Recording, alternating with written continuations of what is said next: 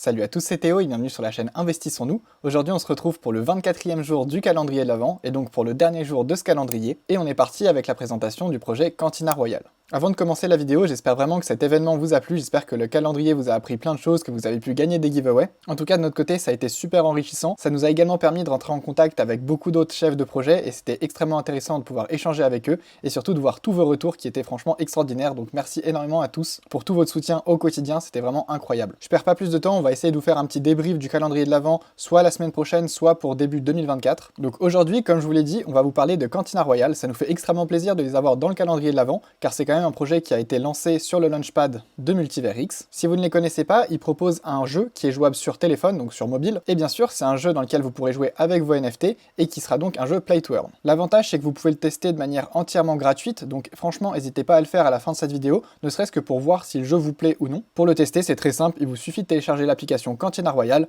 et après, vous pouvez jouer comme un jeu totalement classique. Après, bien sûr, par la suite, si vous souhaitez aller plus loin, vous allez pouvoir acheter ou jouer avec les NFT que vous possédez déjà. Ça vous permettra de les améliorer et de gagner des récompenses que vous pourrez revendre contre des EGLD. Donc ça, c'était pour le résumé vraiment très grossier. Maintenant, je vais vous dérouler un peu leur site web pour que vous puissiez en apprendre plus. Donc, comme je vous l'ai dit, c'est un free-to-play et play-to-earn. Un autre avantage, c'est que si vous pensez ne pas être très fort pour ce type de jeu, eh bien, vous pouvez vous entraîner dans le practice mode. Donc, c'est un mode juste fait pour l'entraînement, pour apprendre à utiliser ces nouveaux personnages ou apprendre à découvrir le jeu. Mais vous aurez également différents modes de jeu, comme vous pouvez le voir juste ici. Donc, le jeu par équipe. Ce sera des équipes de 3 contre 3. Et le but est d'arriver à 10 kills en 4 minutes. Et il y a également un autre mode de jeu dans lequel il faut arriver à 30 points en 4 minutes, et là c'est vraiment du chacun pour soi. Par la suite, il y aura le mode Rumble qui va arriver, mais on n'en sait pas beaucoup plus pour le moment. Et d'ailleurs, en parlant des différents modes de jeu, je vais pouvoir vous montrer un extrait, donc une game de match à mort par équipe, car je sais que quand je présente des jeux, vous aimez bien voir à quoi ressemble le jeu. Malheureusement, je n'y ai moi-même pas joué énormément, donc je ne suis pas extrêmement bon. Par contre, il y a David, le fondateur du projet Stony God, qui est extrêmement bon à jeu, c'est un des meilleurs joueurs francophones, et il m'a très gentiment proposé de me filmer une de ses games qu'on va pouvoir analyser tranquillement. Je vous mets donc la vidéo,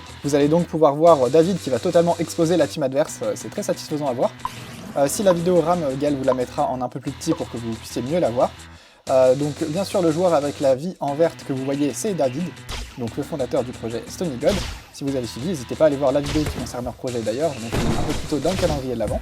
Et il va donc jouer une arme qui se joue à distance. Plus vous tirez de loin avec cette arme, plus vous faites de dégâts. On peut voir qu'il y a différentes ranges, ça correspond aux différents paliers de dégâts que vous pouvez effectuer avec cette arme. Et son but va donc être de rester à distance pour aller tranquillement cueillir les joueurs adverses, et ça tout au long de la game. C'est donc un sniper, mais vous pouvez voir qu'il ne campe pas, il se balade un peu tout le temps pour essayer d'esquiver le sniper adverse, même les autres personnages adverses.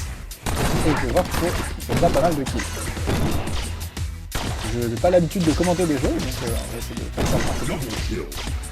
Donc vous pouvez voir qu'à chaque fois qu'un personnage reprend vie, enfin renaît on va dire, il a un bouclier pendant un petit moment.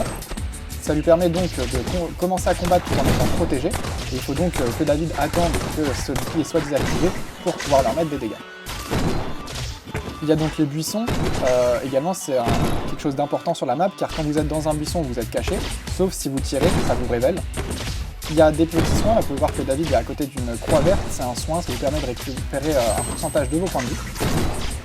Et là on peut voir, il me semble que David a chargé son ulti, on peut voir qu'il y a une banane qui clignote en feu et en rouge juste à côté de ma tête, juste ici là.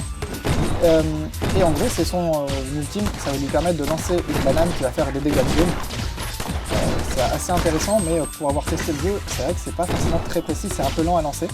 Donc c'est pas forcément... Oh, la vidéo est terminée, pardon. C'est pas forcément ce qu'il y a de plus simple à jouer. Voilà, donc je remercie encore une fois David pour cet extrait de vidéo, c'est vraiment top, ça vous permet de voir un peu...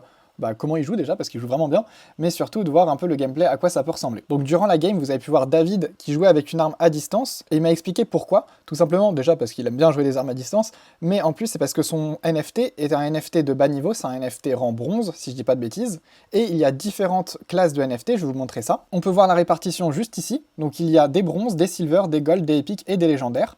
Plus votre NFT a une rareté élevée, plus il va avoir d'avantages dans le jeu. Donc il va en gros avoir plus de points de vie, ça le rend donc plus résistant. Vu que David a un NFT de bas niveau, eh bien pour lui c'est plus simple de jouer un personnage à distance car ses points de vie sont trop faibles pour aller chercher des ennemis au corps à corps par exemple avec le fusil à pompe. Du moins bien sûr quand on joue à haut niveau. Après bien sûr rien ne vous empêche de tester les différents types d'armes car ça vous permet vraiment de tester différentes classes et voir quel style de jeu vous correspond le mieux. Je vais vous montrer rapidement les différents types d'armes. On a tout d'abord le blaster, donc c'est un fusil d'assaut un peu tout ce qu'il y a de plus classique. Il y a ensuite le boomstick, donc le boomstick ça va vraiment être le fusil à pompe, c'est sur une courte distance mais ça fait beaucoup de dégâts. Il y a ensuite le ray gun qui est une arme qui tire de loin cette fois-ci, puis le mortar gun, là on peut dire que c'est un style de lance-patate, on va avoir donc une cloche qui va être effectuée avec la grenade qui va être lancée et ensuite ça fait une explosion de zone. Si je dis pas de bêtises, au début cette arme était extrêmement puissante mais elle a été par la suite nerfée, donc on lui a diminué un peu ses stats pour qu'elle soit moins forte. Mais comme on le voit ici, ça permet quand même de tirer au-dessus des obstacles, donc ça peut être cool et en plus ça peut taper plusieurs ennemis à la fois. Et il y a enfin le Tesla Gun qui est encore une arme à distance. Comme vous pouvez le voir ici, vous pouvez améliorer les armes. Améliorer les armes, ça permet du coup d'augmenter leurs statistiques pour qu'elles soient de plus en plus fortes. Et pour ça, il vous faut combiner des armes de même niveau ainsi que payer des cristaux verts que vous pouvez voir juste ici et ça permettra d'augmenter le niveau de l'arme. Et en parlant d'armes,